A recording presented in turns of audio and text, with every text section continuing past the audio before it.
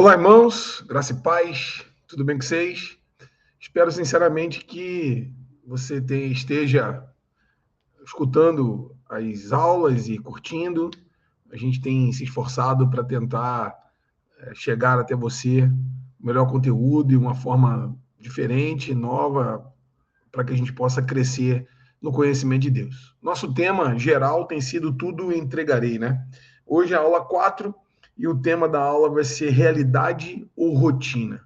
Talvez essa seja uma das questões importantes na nossa vida, da gente, quando chega para Jesus, ou vem a Jesus e conhece a Cristo como nosso Senhor e Salvador, de primeiro a gente tem um impacto forte da presença de Deus na nossa vida, e algumas transformações acontecem em nós. Hábitos antigos são deixados, um novo modelo de pensamento aparece, mas a gente tem uma advertência bíblica lá em Efésios para que a gente não abandone o primeiro amor. Aquele momento onde a palavra do Senhor chegou em nós, fez uma transformação e acaba que às vezes pode entrar numa rotina da vida cristã e a gente acostuma a ser crente. E a gente tem um chamado de crescimento, de maturidade, de aprendizagem, de crescer no conhecimento do Senhor, de aprender mais dele. E eu, nessa lição aqui, a nossa ideia e o ponto fundamental é a gente pensar na nossa vida, como que a gente usa a nossa semana e que a verdade da palavra de Deus e o tempo com ele, a nossa vida com Deus, ela seja algo programado, que entre na nossa rotina, mas que seja uma experiência de vida, de crescimento, de maturidade, de andar com o Senhor. Então, o objetivo dessa lição é essa, né? Compreender a importância desses momentos a sós com Deus, desse momento de solitude, de estar com Deus, de ouvi-lo, da gente poder pensar, refletir no estudo da palavra de Deus, e reflexão é quando o pensamento pensa sobre aquilo que pensamos. É algo meio coisa, mas é quando o pensamento pensa sobre o que você está raciocinando naquele momento. Então, é uma ação mesmo de reflexão, de pensar e refletir sobre aquilo que é pensado. E isso pode acontecer e deve acontecer nesse momento a sós com Deus, e a lição também vai trazer para nós a importância do culto doméstico. E aí tem aqui essa frase que diz assim, né? A ti, Senhor, seja consagrada a minha vida. Meus momentos e meus dias sejam só em teu louvor. E o que a gente tem é o tempo presente, né? É o dia, é hoje. E como que hoje a gente consagra a nossa vida ao Senhor. E, inicialmente, aí, talvez seja importante separar um momentinho e pensar de como que você usa o seu tempo durante a semana, nos períodos do dia, de manhã, de tarde, de noite, como que a gente tem administrado, e esse é um desafio para nós, da administração do tempo. Porque a gente, às vezes, pensa que a gente vai olhar para a vida a partir de prioridades, assim, Deus é primeiro lugar, segundo é família, terceiro é o trabalho, o ministério, a igreja, enfim. E a verdade é que isso não funciona muito bem.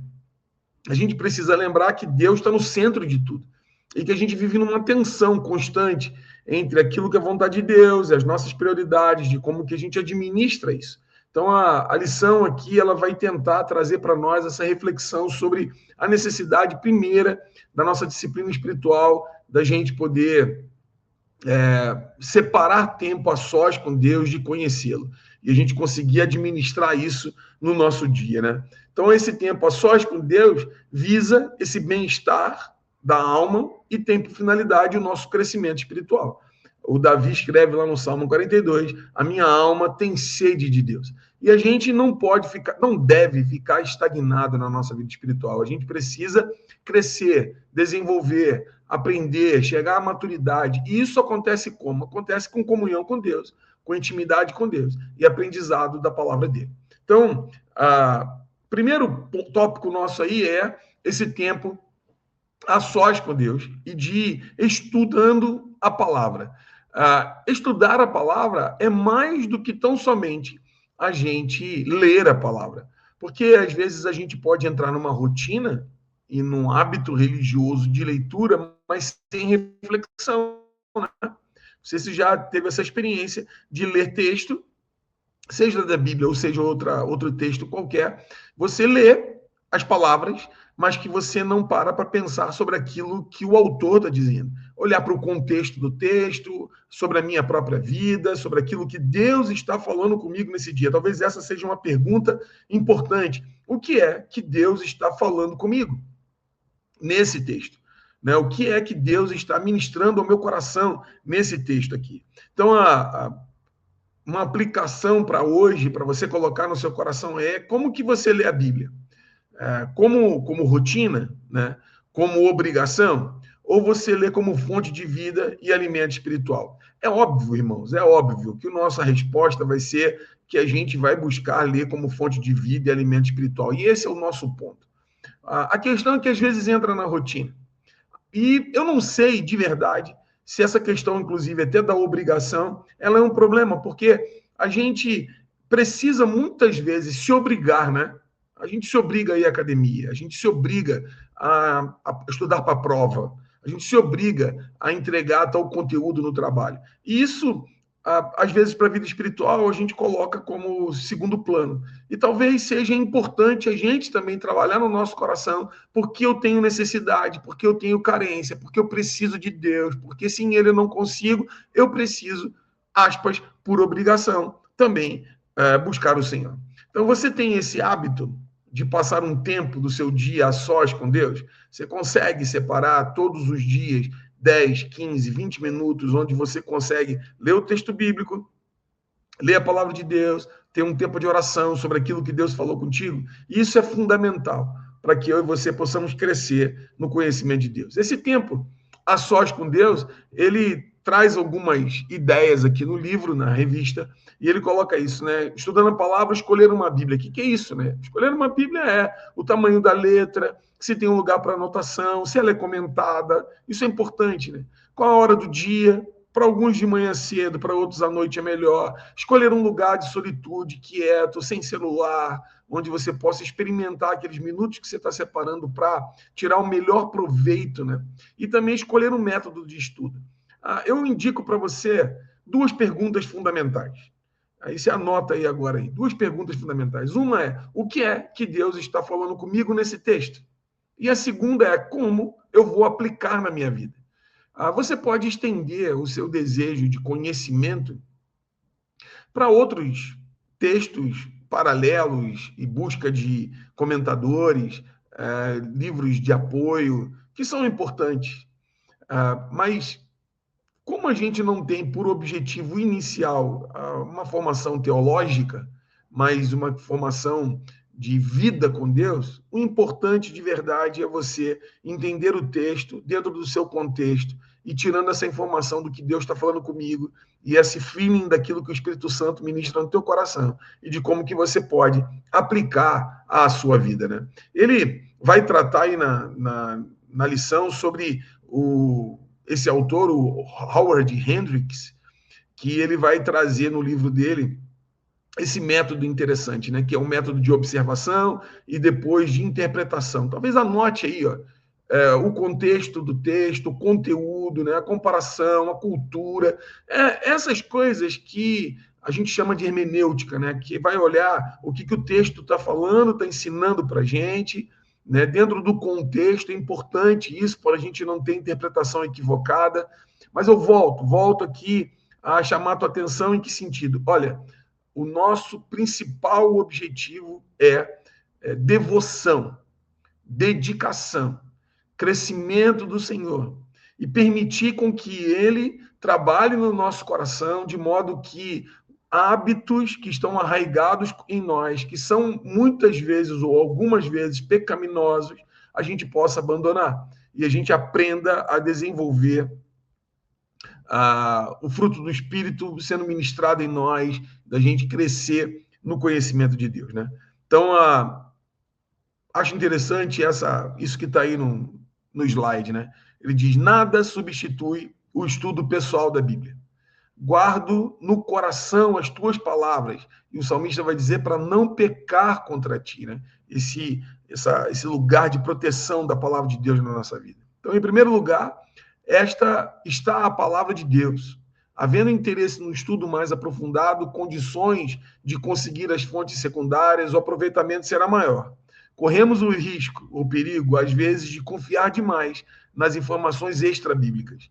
Precisamos ter cuidado quando usamos qualquer fonte de informação. A gente tem muito acesso aí a ChatGPT, ao Google, às inteligências artificiais, a busca no YouTube. Cuidado também com quem você busca no YouTube, né? Busque referências desse pastor, para que você não, dessa pessoa que você está escutando, para que você não seja enganado. Mas é importante, e tem muita gente boa falando muita coisa boa na internet também. Talvez o importante é você tomar cuidado com isso. Contudo, volto. Qual o objetivo? Crescimento espiritual, aprendizado da verdade de Deus, um processo de santificação.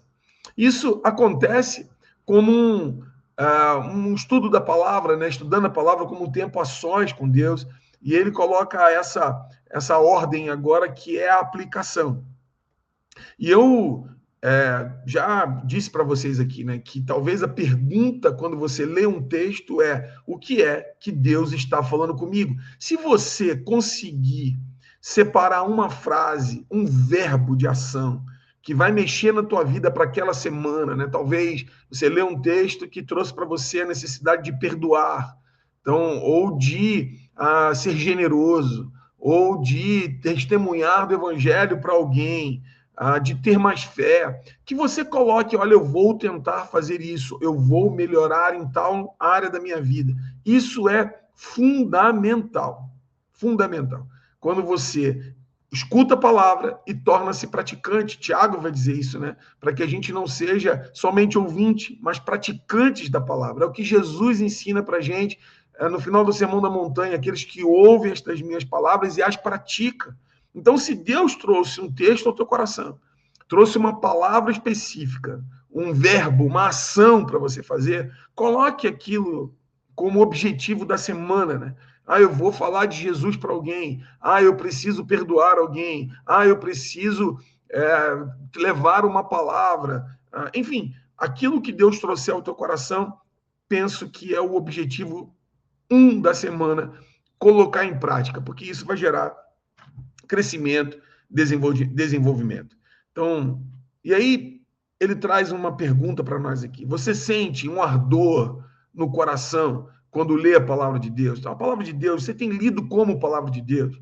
Você tem se aproximado da palavra de Deus como revelação, com fé, que ela é a palavra de Deus e que ela tem para você uma orientação, uma direção, ou você se aproxima só com um texto bíblico, né? Como um texto qualquer?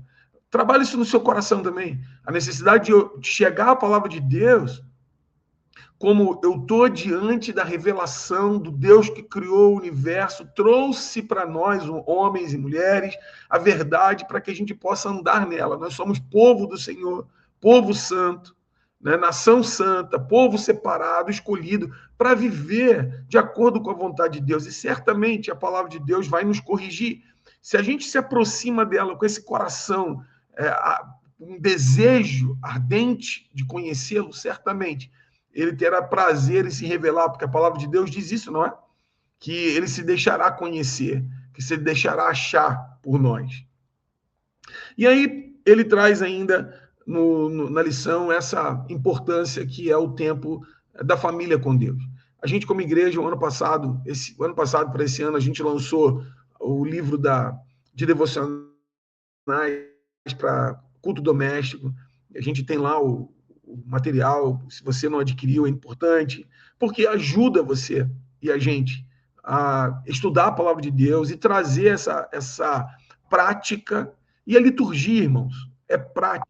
E a gente traz essa experiência para a vida diária, ou a vida semanal da família, separar um dia da semana, para que a família possa sentar em torno da palavra de Deus, também dos sonhos, fazer um caderno de oração. Esse ano foi dado, e também no mês da família, foi dado um caderninho para você anotar os pedidos de oração da família.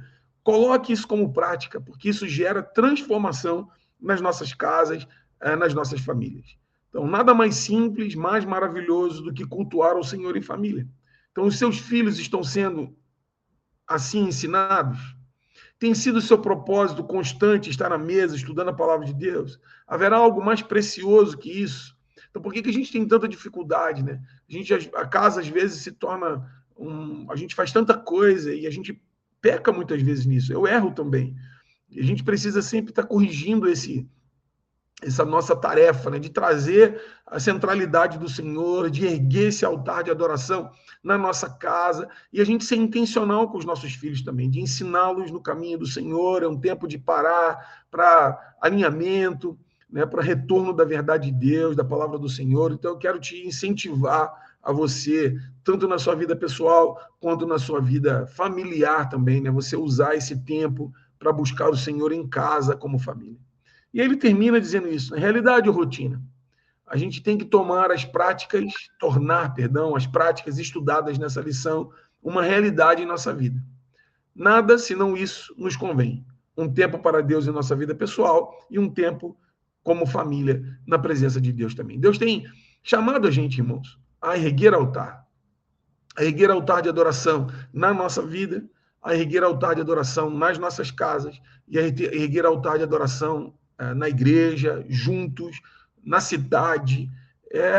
Esse canal aberto da presença do Senhor, onde Ele ministra. E esse convite para você, restauração de altares na nossa vida, restauração da adoração, para que a gente possa experimentar o novo do Senhor, palavra fresca que vem do céu, né? Palavra do Senhor, pão que vem do céu todo dia, para que alimente a nossa alma, para que eu e você possamos crescer. Então, volto aqui para você, se não anotou, anote aí. No seu tempo devocional, 2 perguntas. Primeiro, o que Deus está falando comigo nesse texto? E a segunda pergunta é como vou aplicar na minha vida. Deus abençoe, que a gente possa crescer no Senhor e crescer em maturidade e nesse tempo com Deus também. Forte abraço, espero que o Senhor ministre no seu coração e que a gente consiga colocar em prática essa realidade na nossa vida. Um forte abraço, até a próxima.